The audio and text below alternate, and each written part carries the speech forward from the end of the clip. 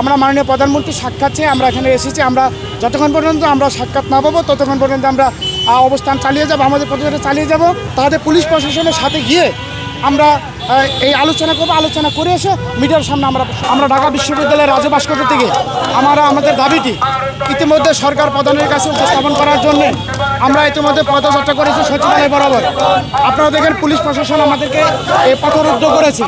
আমরা আগেও প্রশাসনকে বলেছি যে আমাদের দাবিটি দৃশ্যমান না করা পর্যন্ত আমরা রাজপথ ছাড়বো না। ভিটামিন ই ও সি সিরাম 8টি প্রাকৃতিক অয়েল সমৃদ্ধ লিলি সিরাম অয়েল, যা চুল পড়া কমায় মাত্র 30 দিনে। তাই আমরা প্রতিজ্ঞা করেছি আমাদেরকে মাননীয় প্রধানমন্ত্রীর সাথে যতক্ষণ পর্যন্ত না সাক্ষাতের ব্যবস্থা করে দেবে ততক্ষণ পর্যন্ত আমাদের আন্দোলন চলমান থাকবে। আমরা চাই, দীর্ঘদিন আমাদের আন্দোলনে সরকার প্রধানগণ বিভিন্ন সময় আমাদেরকে আশ্বস্ত করেছে, কিন্তু দাবি বাস্তবায়নে কোনো ভূমিকা রাখে নাই। তা আমরা ইতিমধ্যে ক্ষতিগ্রস্ত হয়েছি। আপনারা জানেন এই যে ব্যাকডেট নিয়ে দীর্ঘ 3টা বছর ধরে শিক্ষার্থীরা এই প্রেস ক্লাবে তারা অবস্থান করছে এবং স্থায়ী বয়স বৃদ্ধি নিয়েও আপনারা দেখছেন দীর্ঘ 12টি বছর ধরে শিক্ষার্থীরা রাজপথে আন্দোলন করে যাচ্ছে। আমরা চাই একটা সুস্থ সমাধান। ইতিমধ্যে আমাদের দাবির বিষয়টি আমরা সহ আমাদের সহযোদ্ধারা সরকার প্রধানের কাছে স্মারকলিপি আকারে উপস্থাপন করেছেন। সেখান থেকে তারা বলেছে এটা যাচাই বাছাই করে তারা একটা সিদ্ধান্ত দেবেন।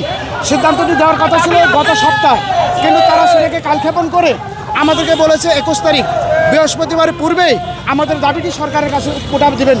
আমরা গত সোমবারে যে মাননীয় প্রতিমন্ত্রীর কাছে আমরা আলোচনা করেছি, টেবিল বৈঠক করেছি, আমাদের সহযোদ্ধারা সাথে ছিলেন, মিডিয়ারও অনেক ব্যক্তিত্ব জানেন। শাহবাগে যখন আমরা আটকে দিই তারা আমাদেরকে আশ্বস্ত করেছিলেন। সেক্ষেত্রে প্রতিমন্ত্রী মহোদয় বলেছে এই বৃহস্পতির মধ্যে সরকার প্রধানের কাছে আমাদের দাবিটি উপস্থাপন করবেন। তারই ধারাবাহিকতা আমরা এখানে এসেছি। আমরা রাজপথ থেকে আমরা মাননীয় প্রধানমন্ত্রীর সাক্ষাৎ চেয়ে আমরা এখানে এসেছি। আমরা যতক্ষণ পর্যন্ত আমরা সাক্ষাৎ না পাবো ততক্ষণ পর্যন্ত আমরা অবস্থান চালিয়ে যাব, আমাদের প্রতিবাদ চালিয়ে যাব। পুলিশ প্রশাসন পক্ষ থেকে আমাদেরকে ইতিমধ্যে অফার দিয়েছে, তারা আমাদের একটা টিম কিছুক্ষণের ভিতরেই তারা গাড়ি নিয়ে আসবেন, কিছুক্ষণের ভিতরে একটা টিম আমাদেরকে মন্ত্রণালয়ের ভিতরে নিয়ে যাবেন। আমরা এটা আমাদের সহযোদ্ধাদের সাথে আলোচনা করে আমরা সেটা কীভাবে কতজন যাবে বা কীভাবে যাবে সেই বিষয়টা আপনাদের মিডিয়ার সামনে জানাবো। আমরা কিছুক্ষণের ভিতরে আমরা প্রধানমন্ত্রী তারা যেহেতু আমাদের আশ্বস্ত করেছে তাদের পুলিশ প্রশাসনের সাথে গিয়ে আমরা এই আলোচনা করবো। আলোচনা করে এসে মিডিয়ার সামনে আমরা বিস্তারিত উপস্থাপন করবো। প্রশাসন পুলিশ প্রশাসন শাহবাগ পুলিশ দেখেন আমাদের সামনে অবস্থান করছে, তারা আমাদেরকে আটকে দিয়েছে, তারা আমাদেরকে বিভিন্নভাবে হুমকি টুমকি দিয়ে যাচ্ছে। আমরা সেগুলোকে তোয়াক্কা করছি না।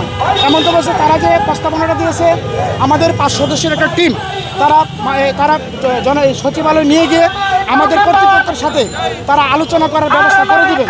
তেমন অবস্থায় আমরা আমাদের সহযোগীদের সাথে বিষয়টি আলোচনা করে গিয়ে আমরা আলোচনা করে এসে আপনাদের সাথে আবার আমাদের দাবির বিষয়টি তারা কি বললেন সে বিষয়টি স্পষ্ট করে আপনাদের সাথে